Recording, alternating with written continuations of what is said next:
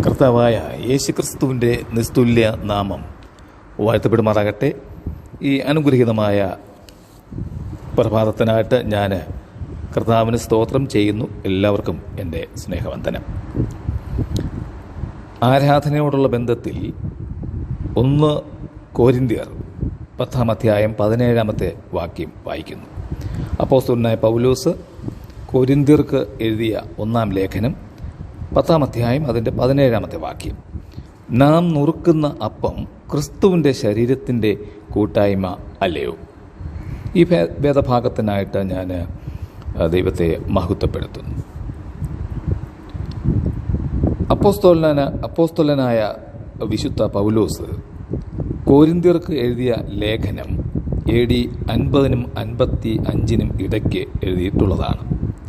ഇവിടെ അപ്പോസ്തലൻ കർത്താവിൻ്റെ അത്താഴമെന്ന ശുശ്രൂഷയെക്കുറിച്ച് എഴുതുന്നത് തനിക്ക് നേരിട്ട് ലഭിച്ച വെളിപ്പാടിൽ നിന്നുമാണ്.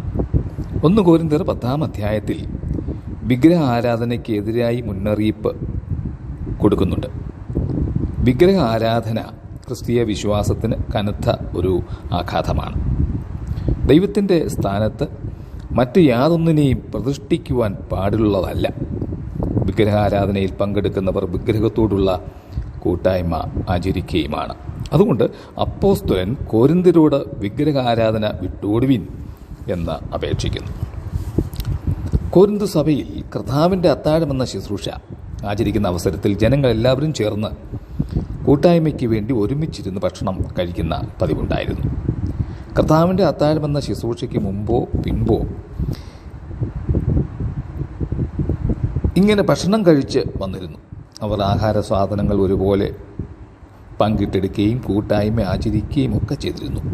ആദ്യകാലത്ത് സഭയുടെ പൊതുമുതലിൽ നിന്നാണ് ആഹാര സാധനങ്ങൾക്ക് വേണ്ട പണം ചിലവഴിച്ചത്. പിന്നീട് ജനങ്ങൾ ഭവനങ്ങളിൽ നിന്ന് ആഹാര സാധനങ്ങൾ കൊണ്ടുവന്ന് പങ്കിട്ടെടുക്കുവാനായിട്ട് തുടങ്ങി.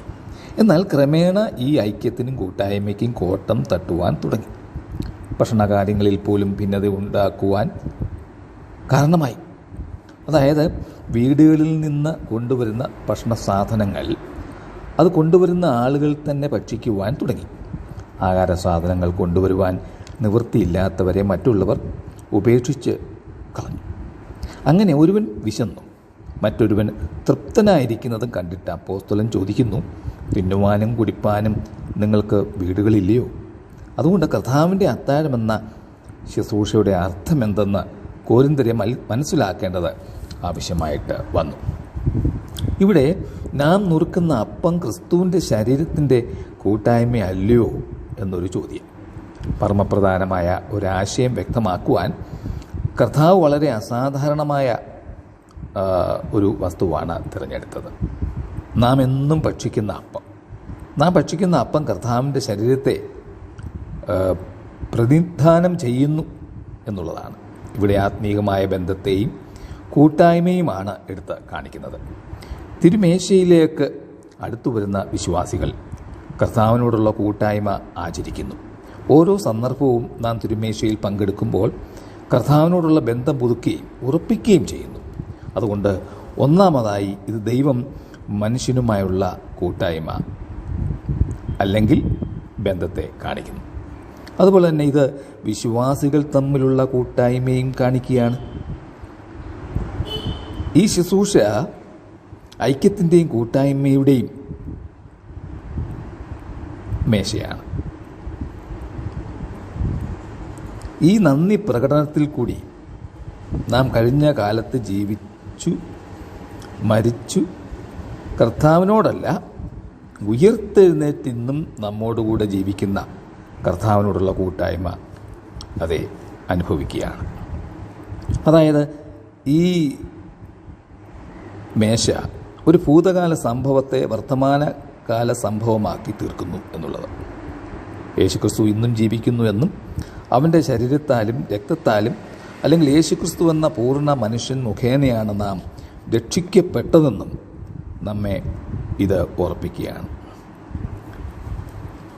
ഈ ശുശ്രൂഷ പലരായിരിക്കുന്ന നാം ഒന്നാകുന്നു എന്ന് വ്യക്തമാക്കുന്നു. അപ്പം ഒന്നാകൊണ്ട് പലരായി നാം ഒരു ശരീരമാകുന്നു. സാഹോദര്യത്തിൻ്റെ അപ്പമാണ് നാം അർപ്പിക്കുന്ന അപ്പം. നാം കൂടി വരുന്ന സഹവിശ്വാസികളെയും ക്രിസ്തീയ സഭയാകുന്ന വലിയ കൂട്ടത്തെയും സകല മനുഷ്യവർഗത്തെയും ഉൾക്കൊള്ളുകയാണ്. ഈ അപ്പം മൂലം നമ്മുടെ ഹൃദയത്തിലേക്ക് എല്ലാ മാനുഷിക യാഥാർത്ഥ്യങ്ങളെയും നാം സ്വീകരിക്കുകയും എല്ലാവരെയും ഓർക്കുകയും സ്നേഹിക്കുകയും ചെയ്യുന്നു എന്നുള്ളതാണ് ഈ ഒരു സന്ദർഭത്തിൻ്റെ സവിശേഷത എന്ന് പറയുന്നത്. ഈ കാര്യത്തിൽ ഒരു തീരുമാനം എടുത്തുകൊണ്ടാണോ നാം കർത്താവിൻ്റെ ഈ മേശയിലേക്ക് അടുത്തു വരുന്നത്? ദൗത്യ നിർവഹണത്തിന് വേണ്ടിയുള്ള ഐക്യം സഭയിൽ ഉണ്ടായിരിക്കണം. യേശുക്രിസ്തുവിൽ നാം ഒന്നാണ്. അത് ദൈവത്തിൻ്റെ ദാനമാണ്. അതുപോലെ തന്നെ വിശ്വാസികൾ ഒരുമിച്ച് പങ്കെടുക്കുന്ന ഒരു ശുശ്രൂഷയാണ് ഇത്. ഈ ഐക്യം നമ്മുടെ സഭാജീവിതത്തിൽ പ്രകടമാക്കുകയും വേണം. ഈ തിരുവത്താഴം അല്ലെങ്കിൽ കർത്തൃമേശ ഒരു ഓർമ്മ കൂടിയാകുന്നു എന്ന് വ്യക്തമാണ്. എൻ്റെ ഓർമ്മയ്ക്കായി ഇത് ചെയ്വിൻ. ഇവിടെ നാം നമ്മുടെ രക്ഷകനാകുന്ന യേശുക്രിസ്തുവിനെ, അഥവാ അവൻ മരിച്ചത് നമ്മെ രക്ഷിക്കുന്നതിന് വേണ്ടിയാകുന്നു എന്ന് നാം ഓർക്കുകയാണ്. ഈ ശുശ്രൂഷയിൽ നാം നമ്മുടെ കർത്താവിൻ്റെ മരണം ഓർക്കുന്നു. അവൻ്റെ മഹത്വീകരിക്കപ്പെട്ട ശരീരം എന്ന നിലയിൽ മാത്രമല്ല, അവൻ നുറുക്കിയ ശരീരവും അവൻ ചൊരിഞ്ഞ രക്തവുമാണ് നാം ഓർക്കുന്നത്, അല്ലേ? എന്ന് പറഞ്ഞാൽ കർത്താവിൻ്റെ യാഗം, കർത്താവിൻ്റെ മരണം, ലോകത്തിൻ്റെ പാപത്തെ ചുമക്കുന്ന ദൈവകുഞ്ഞാടിൻ്റെ പരമയാഗത്തെ ഓർക്കുകയാണ് ഇത്. ഈ ഓർമ്മയോടൊപ്പം ഈ ശുശ്രൂഷയിൽ പങ്കെടുക്കുന്നവർ കർത്താവിൻ്റെ കഷ്ടപ്പാടിലും മരണത്തിലും പങ്കാളികളാകുന്നു എന്ന് വേണം ചിന്തിക്കുവാൻ. നുറുക്കപ്പെട്ട കർത്താവിൽ നാം അതേ ഓഹരിക്കാരായി തീർന്നു. ഇതെൻ്റെ ശരീരമെന്ന് പറഞ്ഞിരിക്കുന്നത് കർത്താവ് തന്നെ മുഴുവനായി സമർപ്പിക്കുന്നു എന്നുള്ളതാണ്. നിങ്ങൾക്ക് വേണ്ടി വേർതിരിക്കപ്പെട്ട എൻ്റെ ശരീരം എന്നാകുന്നു. എൻ്റെ ഓർമ്മയ്ക്കായി ഇത് ചെയ്യുമെന്ന് കൽപ്പിക്കുമ്പോൾ താൻ തന്നെ ലോകത്തിനു വേണ്ടി അതേ നുറുക്കിയതുപോലെ മറ്റുള്ളവർക്ക് വേണ്ടി വേർതിരിക്കപ്പെടുവാൻ, നൽകപ്പെടുവാൻ, നുറുങ്ങപ്പെടുവാൻ, മറ്റുള്ളവരെ സ്നേഹിപ്പാൻ നമ്മോട് ആവശ്യപ്പെടുന്നു. നുറുക്കിയെങ്കിൽ മാത്രമേ വിഭാഗിച്ചു കൊടുക്കുവാൻ സാധിക്കുകയുള്ളൂ, അല്ലേ? നുറുക്കിയപ്പോൾ വർദ്ധിച്ചു. താൻ മാത്രം അപ്പം തിന്നിരുന്നെങ്കിൽ ശക്തി തനിക്ക് മാത്രമേ ലഭിക്കുമായിരുന്നുള്ളൂ എന്ന് വേണം ചിന്തിക്കാൻ. 13 പേർക്ക് പങ്കിട്ടപ്പോൾ 13 ജീവിതങ്ങളിലേക്ക് അതെ ആ ശക്തി പ്രവേശിച്ചു എന്ന് വേണം കരുതുവാൻ, അല്ലേ? പങ്കിട്ടാൽ വർദ്ധിക്കും. സഭ അത് ശേഖരിക്കുക മാത്രമല്ല, നുറുക്കി വിഭാഗിക്കുകയും ചെയ്യണം. പണ്ടൊരിക്കൽ ജീവിച്ച ഒരാളിൻ്റെ ഓർമ്മയല്ല ഈ മേശ കാണിക്കുന്നത്. ഉയർത്തെഴുന്നേറ്റ് ഇന്നും നമ്മോടുകൂടി ജീവിക്കുന്ന കർത്താവിൻ്റെ സാന്നിധ്യമാണ് അതെ നമ്മോടുകൂടെ ഉള്ളത്. നാം അനുഭവമാക്കി തീർത്തിരിക്കുന്ന യേശു.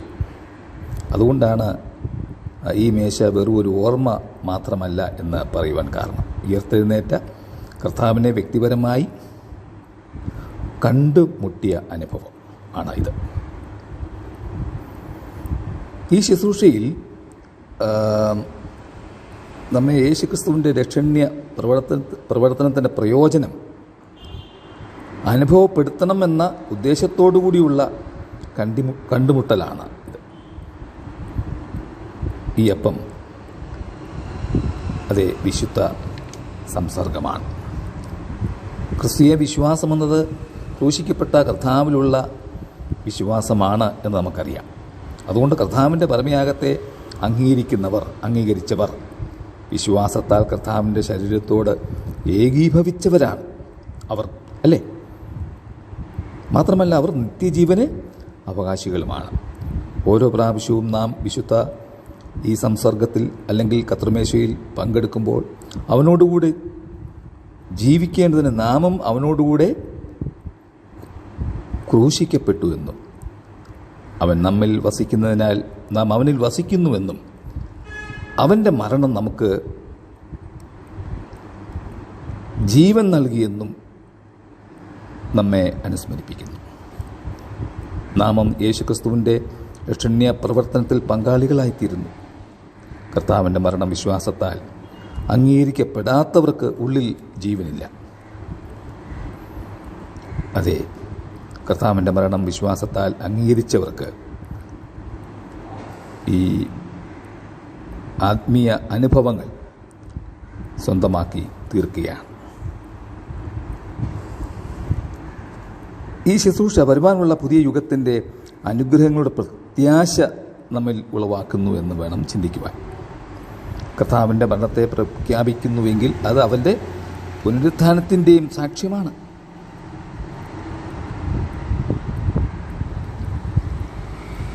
ഈ തിരുവത്താഴം കർത്താവിൻ്റെ പുനരുത്ഥാനത്തിനും രണ്ടാമത്തെ വരവിനും ഇടയ്ക്കുള്ള കാലയളവിലേക്കുള്ളതാകിയാൽ അത് കർത്താവിൻ്റെ മരണത്തെയും രണ്ടാമത്തെ വരവിനെയും ചൂണ്ടിക്കാണിക്കും. കർത്താവ് മഹത്വത്തോടെ വീണ്ടും വരുമെന്നുള്ള പ്രത്യാശയാണ് നമ്മുടെ ജീവിതത്തിന് വിലയും അർത്ഥവും ഒക്കെ നേടിത്തരുന്നത്.